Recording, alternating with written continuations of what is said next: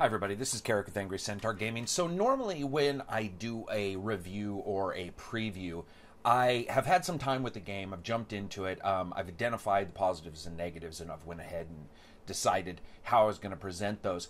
I want to state up front that, I've got Project Cars on the Xbox One, I've seen it on the PS4 as well, played, and I had known in the past that there were possibly some bugs.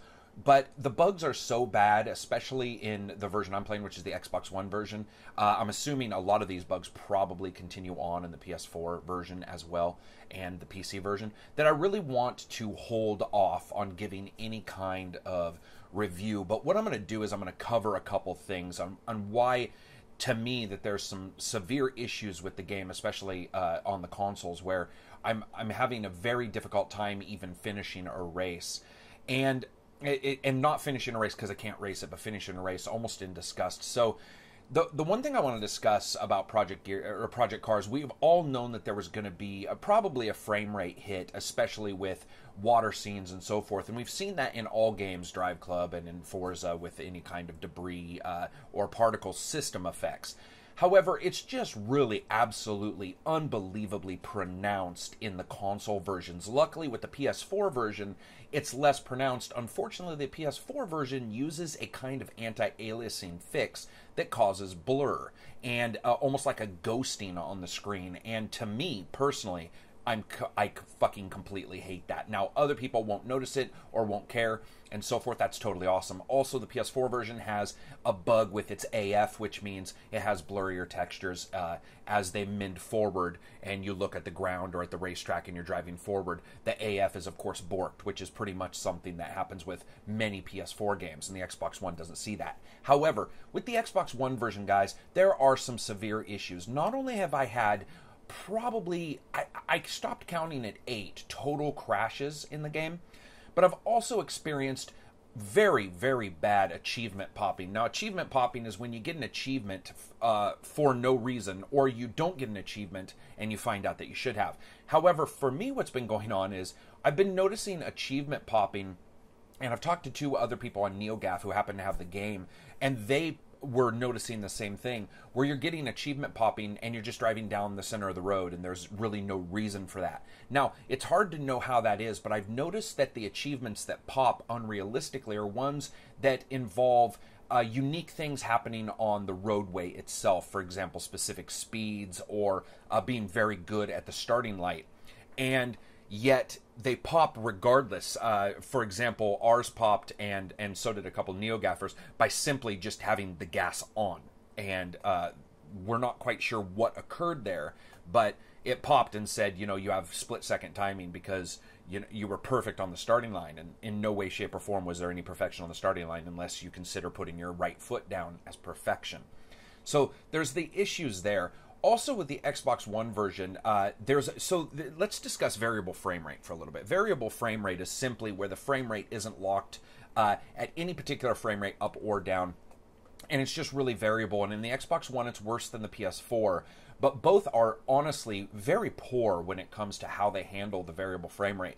And the way the game runs, the game is not matched with physics to the frame rate. What I mean by that is, let's say a game's matched at 30 frames per second. They can match the physics updates at 30 as well. However, that's not what this game does. And so what you end up getting is a very sloshy feel when the game goes from, let's say, 50 to 60 frames down to 35 or 40. You get a full difference in what you're seeing versus the feel of the game. Now, this being a racing game, that really does cause me personal issues in the driving itself because I can feel that.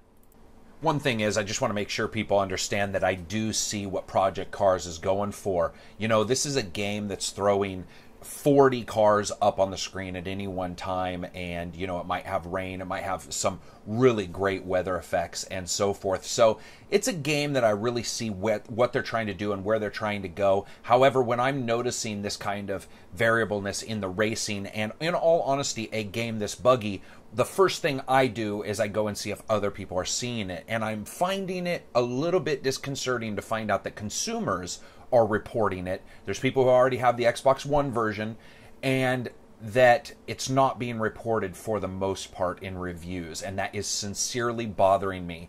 That discrepancy there, when I'm starting to see normal people who have to go buy it are noticing it, but reviewers are magically not noticing it. And I say magic, it can be derogatory, whatever, but it really does bother me, because when a game like this crashes this many times for multiple people, or has this kind of issues, the achievement popping and so forth, and other people say they don't see it or they don't get it at all, it really does beg the question: if it's happening at all, then it's buggy, regardless if other people are seeing it. So that's something to worry about. Now, the last thing I want to say is, as you guys know, I'm an audio freak. The game has an atrocious audio bug right now, and that audio bug, the only way to describe it would be if you get multiple cars lined up, the game gets incredibly confused and starts to sample each car in a row. And so if you have, let's say, a sound sample every 30th of a second, you'll get car number 1 in the first 30th of a second, car number 2 in the second, car number 3 in the third, and so on, and they then seem to repeat. And what this causes is an incredible juddering effect, because no car has the exact same RPMs. And here's one example so you know what I'm talking about.